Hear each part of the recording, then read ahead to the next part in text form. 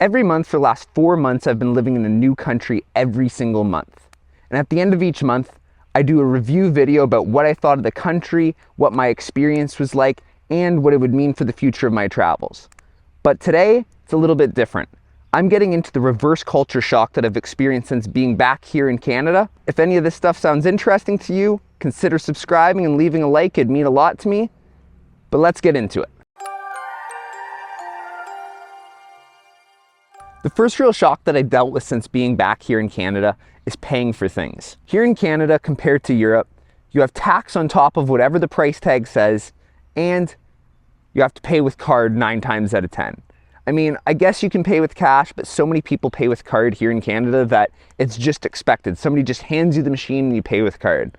It's been one of those things that has thrown me off a little bit because I've been very used to having cash. One of the big culture shocks I've had to contend with here is cost of living.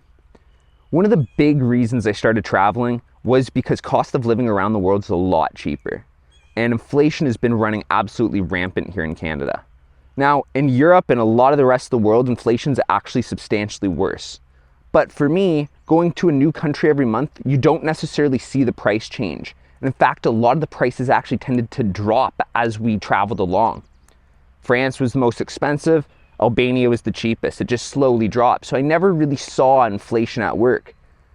But now that I've been gone for about 4 months, it has been an absolute whirlwind to see some of the price changes. I mean, even some things as small as beer have just jumped by like multiple percentage points. And that's a price controlled thing by the government. As well as a lot of grocery prices and a lot of other food prices. I've really seen a jump in the last 4 months. So that's been a bit of a surprise for me. I mean, I knew, other places were cheaper and I was going to come back to being a little bit more expensive than, I was used to. But even just seeing the price jump in the last 4 months has been quite the shock. I'm only here for a couple of weeks, and thank God, because I'm not sure I could afford much longer. And then we're going to be off again. So the price shock isn't that big of a deal to me. The next major shock, and something a few of you guys have asked me about, is what it's like eating the food here now. And although it kind of affected my stomach the first couple of days, I haven't really noticed like a huge difference in that way. But one of the things that I really did notice, and I'm still continuing to notice, is just the sheer amount of flavor into things.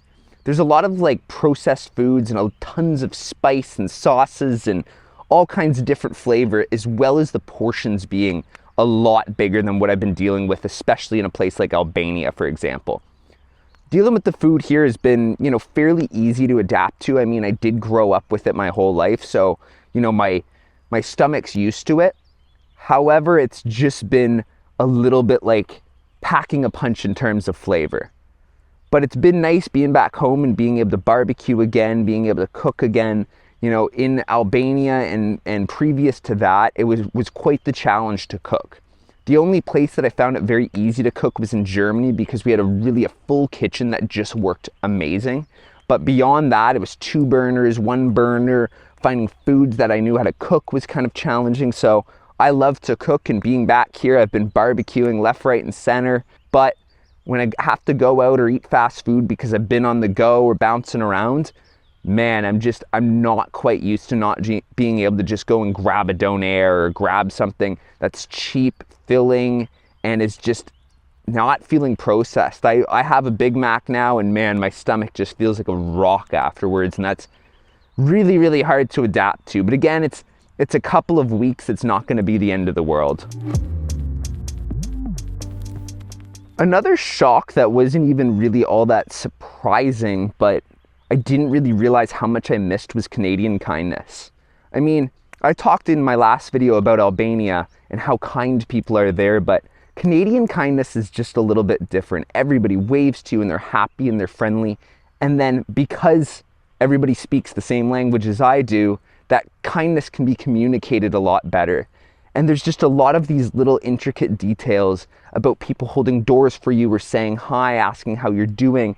All these little things that people do in everyday life in Canada, I didn't realize how much I missed. In Canada, they very much defer to you, is the best way I can put it, is that they'll step out of the way for you, they'll hold the door for you. Everybody tries to do something for somebody else. which is not something I experienced in most countries. The closest I came to was Albania, but the kindnesses were different and harder for me to understand when somebody was trying to be kind to me because of the language difference. The one thing that I've absolutely hated since being back here is the driving culture. North America, everybody drives everywhere, and you sit in the car for 15 minutes, 20 minutes, half an hour, 45 minutes just to get to one destination. And I've been absolutely struggling with that. I am used to walking up the street and getting what I need, especially because even before I left Canada, I lived in a big city. So I was still kind of used to this idea of just walking down the street to get whatever I need. Now, as you can see behind me, I'm back kind of in more of a rural area where my family and friends live, and I have to drive everywhere, and I can't stand it. I just want things on demand and only a couple of minutes away. I hate hopping in a car to do absolutely anything. And it's one of those North American cultural things that won't change anytime soon, and I just struggle to deal with. And I struggled with it before I left, but it's been made even worse since. I've had great transit. Luckily, some of the future destinations I'm going to will have great transportation networks and tons of things within walking distance. One of the last things that's been really something I didn't even notice when I was gone, that I noticed instantly coming back here, was the rushing culture here. Everybody is in a rush to do absolutely everything. And at first when I went to Europe, I struggled to adapt to go slower. And I didn't realize that I was slowly but surely adapting to it. And I got used to it and enjoyed it. Now that I'm back, I realize you're in a restaurant and they want to get you in and out quick as quick can be. And there's no time to just sit back, relax, and enjoy. And people don't really want to do that either. Everything's got to be quick. All right, we go to the restaurant, we eat our food, we have our drink, we leave. And I'm not quite sure I enjoy it anymore. I used to love things being quick and easy, but now I'm just not enjoying it as much. I just don't love the fast-paced culture as much. The final shock that I've really had to deal with was coming back to see family and friends and the people. And it's funny because I feel like I've had a million experiences, but it's kind of hard to share and describe where I've been and what I've been doing.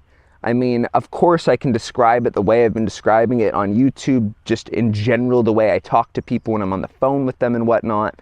But I feel like even in 4 months, there's, little details about me that have changed that, people have missed out on seeing, and they wonder, why are you that way now? Like, why do you think like that now? Like, my whole experience and way of thinking and opinions has changed quite dramatically.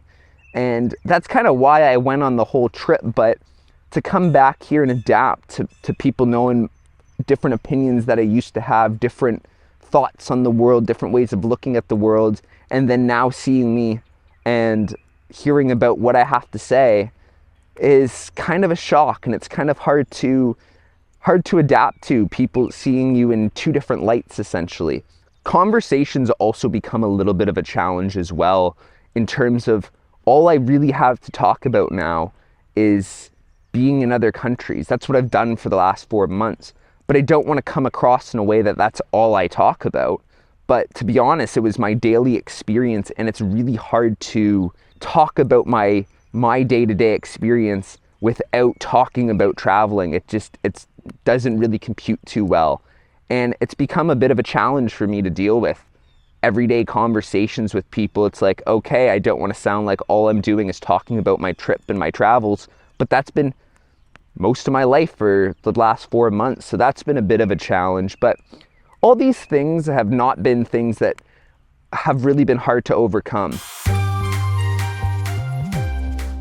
I really thought the reverse culture shock thing would be a lot bigger of an experience, but it really hasn't been that big of a deal for me. It's been fairly normal. You grow up in a city or a country or a province or wherever, and even if you leave for 4 months, you leave for a year, I bet you if I was gone for 3, you just kind of slip back into life. You know the way things are here if you grew up here. So it hasn't been as big of an adaptation as I really thought it would be.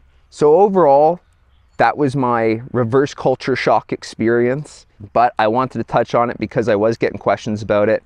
You will be seeing a video coming up within the next week or so. Once we're gone, I have a lot of content coming your way. But if you enjoyed the video, consider liking, subscribing. Until next time, we'll see ya.